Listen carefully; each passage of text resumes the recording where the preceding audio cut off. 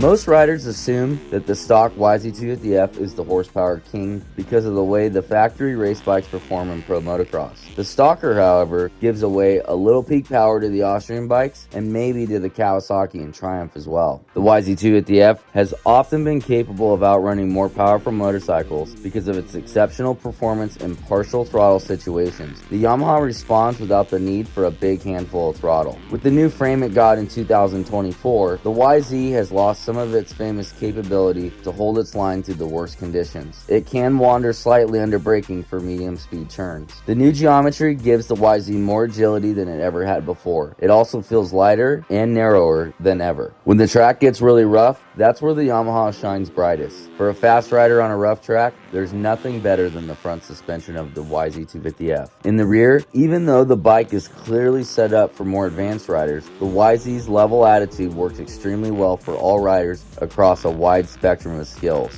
The YZ is a very well built motorcycle. It has good brakes and an excellent clutch, even if it is cable actuated. It's also a very tall motorcycle. The most often repeated complaint is that the airbox noise is loud and obnoxious to the rider. You actually need earplugs. When we dynoed this bike in 2025, it hit a max horsepower of 41.62. To put that into perspective, the Husqvarna, KTM, Gas, Kawasaki, and Triumph beat out the Yamaha in max horsepower. The Yamaha is already the bike of choice for pro riders based on suspension and potential. We have to admit that it suffered disproportionately because of the reaction to its noise output. Everyone went fast on it, but it was difficult to enjoy. Now clearly this bike is a contender when looking at a new 250F for 2026. Look at Hayden Deegan, Max Anstey, the entire Star Racing team, and what they're able to do week in and week out on this platform. With zero changes done to the 2026 bike and it mirroring the 2025, we expect to see the 2027 Yamaha updated and following its big brother, the Yamaha Yz250F. Does that mean that the Yamaha Yz250F in 2026 isn't a viable option?